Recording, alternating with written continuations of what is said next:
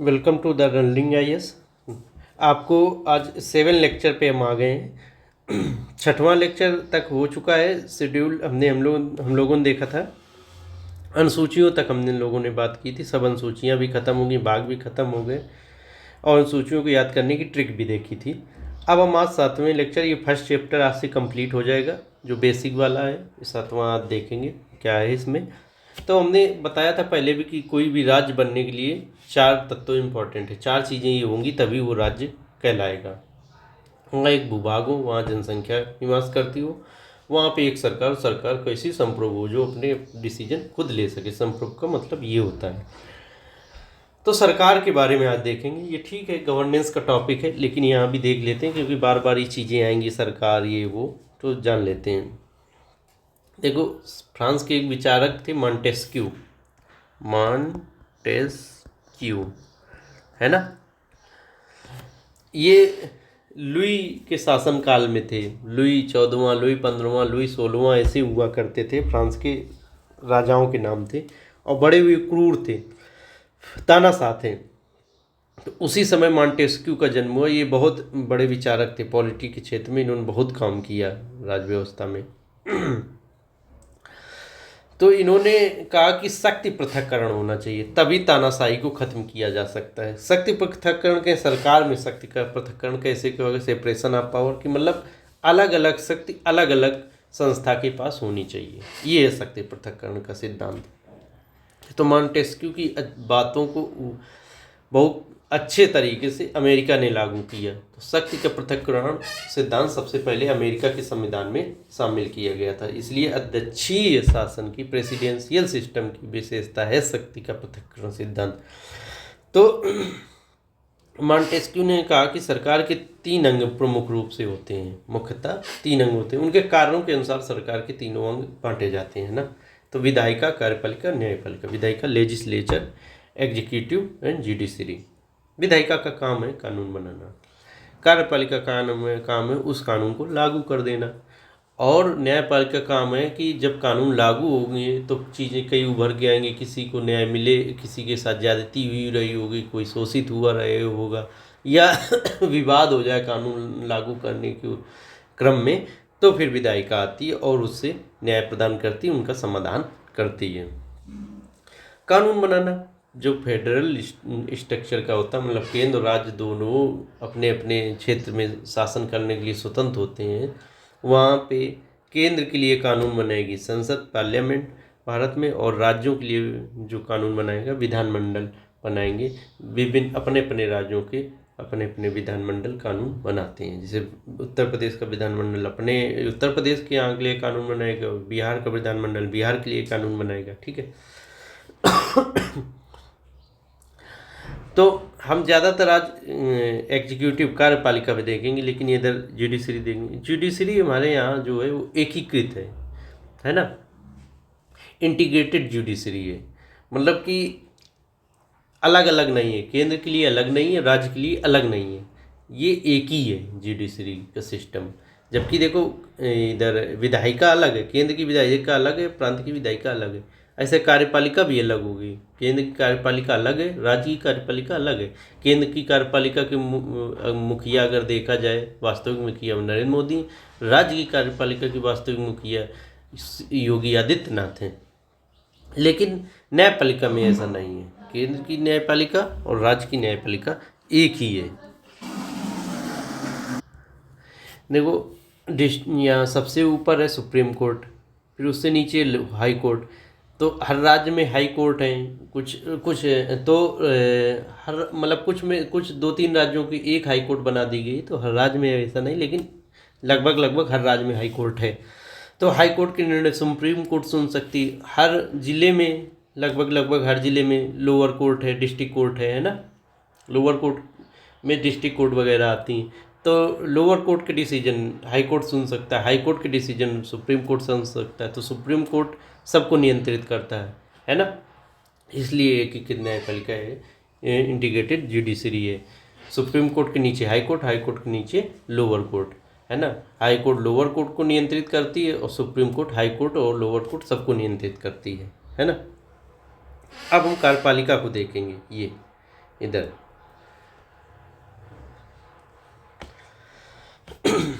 Executive में देखो इसे दो भागों में बांटा सकता है। हम अभी यहाँ जनरल वे में समझो केंद्र की एग्जीक्यूटिव पढ़ रहे हैं, ऐसे राज्य की अपना एग्जीक्यूटिव में है ना। तो राजनैतिक कार्यपालिका, प्रशासनिक कार्यपालिका, पॉलिटिकल एग्जीक्यूटिव, एडमिनिस्ट्रेटिव एग्जीक्यूटिव। राजनैतिक कार्यपालिका में नरेंद्र मोदी, अमित शाह, राजनाथ सिंह ये सब आएंगे, मंत्रीगण वगैरह, प्रधानमंत्री, मंत्रीगण, प्रेसिडेंट, ये सब आएंगे राजनीतिक कार्यपालिका। प्रशासनिक कार्यपालिका में IAS IPS ये सब अधिकारी गण आएंगे, है ना। IRS अधिकारी, IRTS ऑफिसर, ये सब आएंगे प्रशासनिक कार्यपालिका में, एडमिनिस्ट्रेटिव एग्जीक्यूटिव में।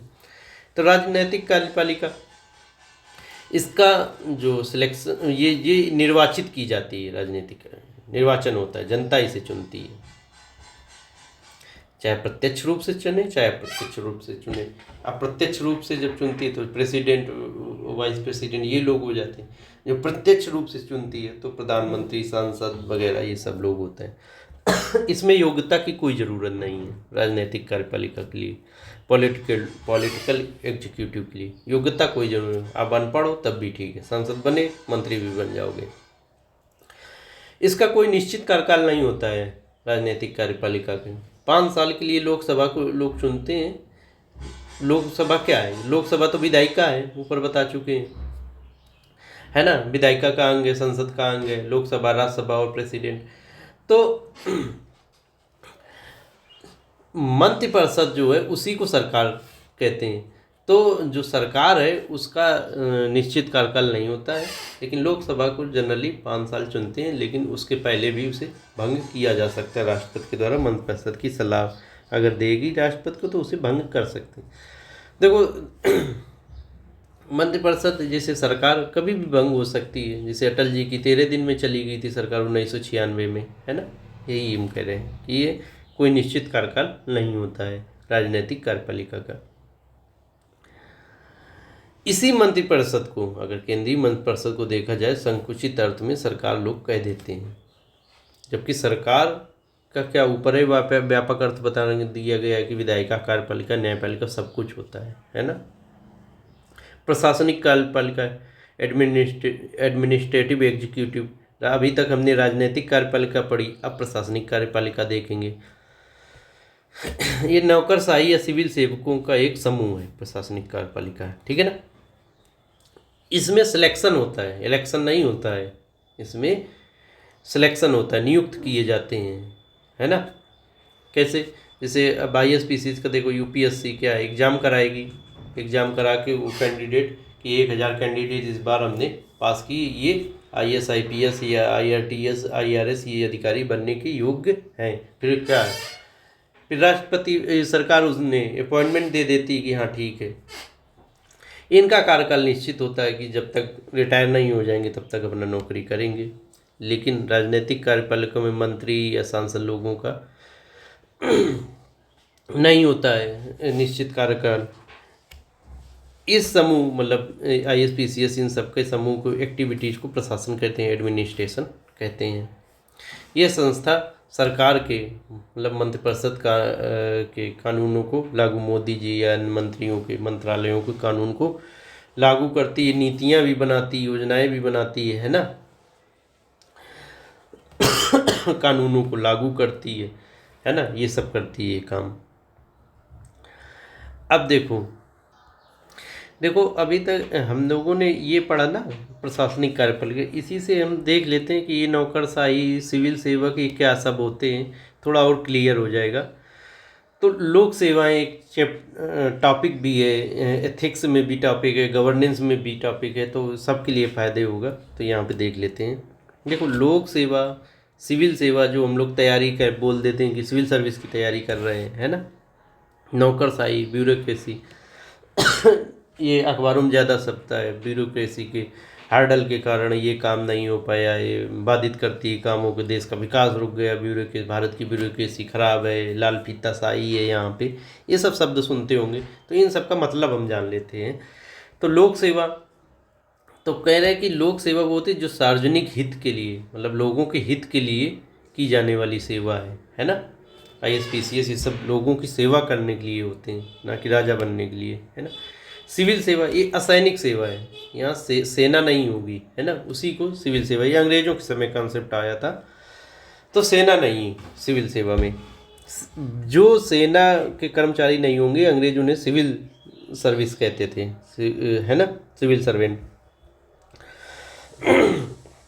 नौकरशाही ये एक ब्रॉड कॉन्सेप्ट है। नौकरशाही किसी के लिए भी यूज किया, निजी या सरकारी, प्राइवेट एंड गवर्नमेंट दोनों के मतलब कर्मचारियों के लिए नौकरशाही वर्ड यूज किया जा सकता है ना।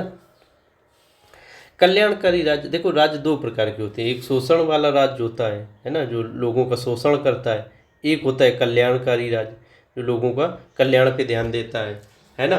तो राज्य दो प्रकार के, या सरकार देश दो प्रकार की है, शोषणकारी, एक कल्याणकारी, है ना। तो अंग्रेजों की क्या थी सरकार, शोषणकारी थी, जो अपने हित के लिए काम करती थी, अंग्रेजों के हित के लिए काम। लेकिन भारत में 1947 के बाद जो सरकार आई वो कल्याणकारी सरकार आई, लोगों के कल्याण के लिए उसने काम किया, काम करती है। तो कल्याणकारी सरकार में लोक सेवा शब्द ज़्यादा अच्छा माना जाता है ना। ऊपर तीनों जो शब्द हैं, लोक सेवा, सिविल सेवा, नौकरशाही, उसके लिए कल्याण, लोक सेवा ज़्यादा शब्द सही है ना। जबकि व्यवहार में देखो तीनों ही शब्दों का मतलब एक ही है लगभग, लोक सेवा, सिविल सेवा, नौकरशाही, कुछ भी बोला जाए एक ही है, मतलब IAS PCS IPS इन सब का समूह है ना, अधिकारियों का समूह यही है। चाहे उसे लोक सेवा बोल दो, चाहे सिविल सेवा बोल दो, चाहे नौकरशाही बोल दो, है ना। तीन तरह की लोक सेवाएं हैं, है ना। देखा जाए तो तीन तरह की लोक सेवाएं, अखिल भारतीय सेवाएं, केंद्रीय सेवाएं, राज्य सेवाएं, all India services, central services और स्टेट सर्विसेज। अखिल भारतीय सेवाओं में कौन आते हैं, IAS IPS और IFS। IFS मतलब फॉरेस्ट वाला, फॉरेन वाला नहीं, है ना। ये कार्डर आधारित सेवाएं, है ना। कार्डर आधारित सेवाएं वर्तमान में पूरे भारत को 5 जोन में बांटा गया, उसी में कैडर चुनना होता है कि हम भाई इस कैडर में, इस राज्य में अपना रहेंगे, वहाँ पे IAS बनेंगे, DM बनेंगे। तो ये कार्डर ऐसे, है ना। ये केंद्र व राज्य दोनों के लिए कॉमन है, ये केंद्र और राज्य दोनों की ही ये केंद्र के अंतर्गत भी काम करते हैं और राज्य के लिए भी काम करते हैं, केंद्र के लिए भी काम करते हैं, राज्य के लिए भी काम करते हैं, अलग अलग नहीं है, ये दोनों के लिए कॉमन है। केंद्र इन अधिकारियों को नियुक्त करता और सेवा के नियम बनाता है ना। केंद्र ये काम करता है, ये अधिकारी राज्यों में भेज दिए जाते हैं फिर इसके बाद, और वहीं पे अपना जॉब करते हैं, सेवा देते हैं। इन्हें सेलेक्ट करने का काम UPSC करता है, और UPSC ने मान लो सिलेक्ट कर दिया कि हाँ भाई ये 1000 लोग काबिल लोग हैं, IAS IPS ये लोग। अगर राष्ट्रपति चाहे तो उन्हें ना भी नौकरी दे, लेकिन जनरली ऐसा होता नहीं, राष्ट्रपति दे देता है सबको। ये हम बता रहे हैं, मना भी कर सकता है कि हम नहीं अभी नौकरी देंगे, हमारे पास नहीं है वैकेंसी, तो ये होता है। राष्ट्रपति के प्रसाद पर्यंत ये कार्य करते हैं, है ना। IAS IPS IPS ये लोग, IAS IPS IFS ये लोग राष्ट्रपति के प्रसाद पर्यंत, जब तक राष्ट्रपति चाहेगा तब तक ये नौकरी करेंगे, राष्ट्रपति चाहे तो इन्हें बर्खास्त कर देगा। जैसे मोदी जी जब PM बने तो एक IPS अधिकारी थे, उन्हें बर्खास्त करवा दिए, क्योंकि जब मोदी जी गुजरात के CM थे तो वो IPS अधिकारी बड़ा परेशान करते थे कांग्रेस की सरकार के इशारों पे। तो जब जैसे मोदी जी PM बने तो उन्हें फिर बर्खास्त करवा दिए राष्ट्रपति के द्वारा। तो राष्ट्रपति के प्रसाद पर्यंत ये काम करते हैं। राज्य में कार्य करने के दौरान डेपुटेशन पर केंद्र में भेजा जाता है। देखो जब राज्य में जब ये कार्य करते हैं IAS IPS और IFS अधिकारी, फॉरेस्ट वाले अधिकारी, तो केंद्र में भी इन्हें सर्विस के लिए भेज दिया जाता है बीच में, या अपने सर्विस के अंतिम दिनों में, यही है, डेपुटेशन पे भेजा जाता है ना। ये केंद्र व राज्य के संयुक्त नियंत्रण में होते हैं, है ना, ये अधिकारी जो अखिल भारतीय सेवा के अधिकारी हैं। केंद्र इन पे कठोर नियंत्रण करता है ना। राज्य कार्य के दौरान राज्य नियंत्रण करता है इस पे, तो CM इन्हें सस्पेंड वगैरह कर सकते हैं, लेकिन बर्खास्त नहीं कर सकते हैं। योगी जी जैसे यहाँ पे DM और SP को बर्खास्त नहीं कर पाएंगे, टर्मिनेट नहीं कर पाएंगे, इन्हें सस्पेंड कर सकते हैं। तो इसलिए कहते हैं कि राज्य का कम नियंत्रण होता है, लेकिन केंद्र का ज़्यादा नियंत्रण होता है इन पर। अब ये तो हो गई ऑल इंडिया सर्विसेज। 3 प्रकार की सर्विसेज थी ना। अब सेंट्रल सर्विसेज देख लेते हैं। इन पे केंद्र का ही पूरी तरीके से नियंत्रण होता है। सेंट्रल सर्विस, राज्य सेवाओं पे, स्टेट सर्विसेज पे सिर्फ राज्य का नियंत्रण होता है। अखिल भारतीय सेवाओं पे, ऑल इंडिया सर्विसेज पे केंद्र राज्य दोनों का नियंत्रण होता है, लेकिन केंद्र का ज़्यादा बड़ा नियंत्रण है ना, वो हमने अभी देख लिया। केंद्रीय सेवाएं, ये राष्ट्रव्यापी सेवाएं हैं। ये IRS ऑफिसर, ये सब IRTS ऑफिसर, ये सब IRTS मतलब रेलवे में जाने वाले ऑफिसर जो UPSC चयन करती है। IRS ऑफिसर ये टैक्स डिपार्टमेंट में है ना, इन सब में GST वगैरह में ये सब जाते हैं जो officer, IRS officer, Indian revenue service, इसमें सब ये सब केंद्रीय सेवाएं हैं। इन्हें पूरी तरीके से इस पर केंद्र सरकार का, मोदी जी का नियंत्रण है। इसमें IFS आता है ना, foreign service, Indian foreign service, forest service वाला दो उसमें आता है, ऑल इंडिया सर्विस में। IRS इंडियन रेवेन्यू, IRTS ये रेलवे वाले अधिकारी हैं। SSC द्वारा जो SSC CGL वगैरह निकालते हैं है ना, ये सब केंद्रीय सेवा के हैं। वहीं उसी केंद्र के अंतर्गत ही नौकरी करेंगे भारत सरकार की, वही सब पेमेंट मिलेगी, सब वो कुछ होगा। राष्ट्रपति के प्रसाद पर ये भी काम करती है। राष्ट्रपति जब चाहे तो उन्हें बर्खास्त कर देता है। राज्य सेवाएं, स्टेट सर्विसेज, ये राज्य में ही, उत्तर प्रदेश के तो उत्तर प्रदेश, बिहार के लिए है ना, राज्यव्यापी, राज्य में ही राज्य के नियंत्रण में कार्य करती हैं। CM के, राज्यपाल के नियंत्रण में। इसमें PCS अधिकारी आते हैं, SDM वगैरह है ना। इसी में राज्य सेवा आयोग आदि सब नियुक्त करता है। या UP SSC जैसे होता है, UP SSC ये सब पेट वेट निकालता है, फिर लेखपाल बनते हैं, ये सब राज्य द्वारा नियुक्त किए जाते हैं, राज्य के कर्मचारी। ये राज्यपाल के प्रसाद पर्यंत कार्य करते हैं है ना। राज्यपाल जब चाहे तो उन्हें बर्खास्त कर सकता है, राज्यपाल है ना। तो ये हो गया, आज से हमारा बेसिक खत्म। हम लोगों ने बेसिक को लगभग कंप्लीट कर लिया। अब जो भी आएगा बेसिक वो हम बीच बीच में देखते रहेंगे। अब हमारा कल जो 8वां लेक्चर होगा वो यहाँ से होगा। कहाँ गया, एक सेकेंड। कल से जो मेरा 8वां लेक्चर होगा, संविधान की ऐतिहासिक पृष्ठभूमि, हिस्टोरिकल बैकग्राउंड देखेंगे है ना, कि कैसे संविधान हमारा निर्मित हुआ। उसके बाद संविधान का निर्माण कैसे हुआ, संविधान सभा ने कैसे उसे निर्मित किया। फिर कुछ संविधान की विशेषताएं देख लेंगे। ठीक है, देखो पॉलिटी में हम पहले भी बताए थे कि राज्य व्यवस्था में हम संविधान ही मुख्यतः पढ़ते हैं है ना, क्योंकि पॉलिटी का वही आधार है। फिर उसके बाद प्रियम्बल यहाँ से मेंस ज़्यादा स्टार्ट हो जाता है, प्रियम्बल से फिर चलते चलेंगे। तो आज के लिए थैंक यू वेरी मच, इतना ही।